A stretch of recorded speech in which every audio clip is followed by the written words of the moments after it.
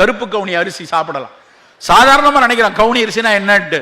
ஆனா அதற்கு பின்னாடி இருக்கக்கூடிய மருத்துவ குணங்களை யோசிச்சோன்னு வைங்களேன்.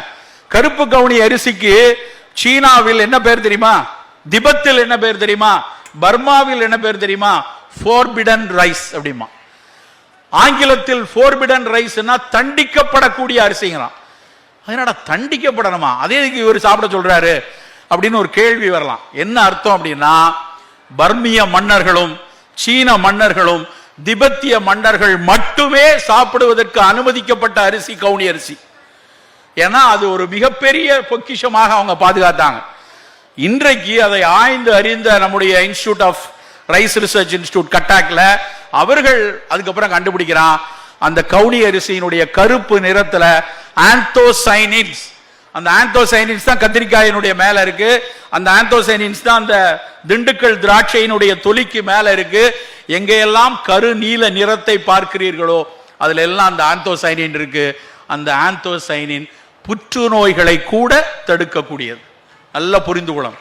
இது நான் சும்மா கதை பேசுவதாக நினைக்க வேண்டாம். நீங்க போய் படிச்சு பாருங்க. கூகுள்ல போயிட்டு கவுனி அரிசியினுடைய மருத்துவ குணங்களை படிச்சீங்கன்னா அது சும்மா யாரோ எழுதுன படிக்க வேண்டாம். நல்ல பப்மெட் இண்டெக்ஸ் சேனல்ல இந்தியன் ரைஸ் ரிசர்ச் இன்ஸ்டிடியூட் பப்ளிகேஷன்ல பாருங்க. அந்த கவுனி அரிசியினுடைய ஆந்தோசைனின் எவ்வளவு நல்லது, அது எப்படி ஒரு ஃப்ரீ ராடிக்கல் ஸ்கேவெஞ்சராக, அதாவது செல்களுக்கு இடையில ஆக்சிஜன் மூலக்கூறு போய் இருக்கும்போது தான் அது செல்லை அழிக்கும். அப்படி செல்களுக்கு இடையில ஆக்சிஜன் மூலக்கூறு வராமல் விரட்டுவதற்குரிய தன்மையை அந்த கவுனி அரிசி வச்சிருக்கா. அப்போ உங்களுடைய சோறு ஒண்ணு கருப்பு நிறத்தில் இருக்கணும், இல்லைன்னா சிகப்பு நிறத்தில் இருக்கக்கூடிய ஞவர அரிசி, இல்லை என்றால் மாப்பிள்ளை செம்பா. அந்த சிகப்பு நிறம் லைகோபீன் அப்படின்னு ஒரு சத்து இருக்கு. 75 வயசுல ராத்திரியில 3 தடவை 4 தடவை எந்திரிச்சு யூரின் போறாரு. சில நேரத்தில் யூரின்ல ரத்த கசிவோ சில நேரத்தில் சதை துணுக்குகளோ வருதுன்னு நம்மளுடைய தாத்தா சொல்லலாம்.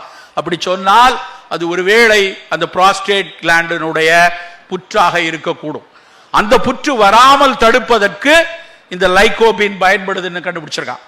அப்ப நம்ம சிவப்பரிசியும் கருப்பரிசியும் என்ன பண்ண போகுது?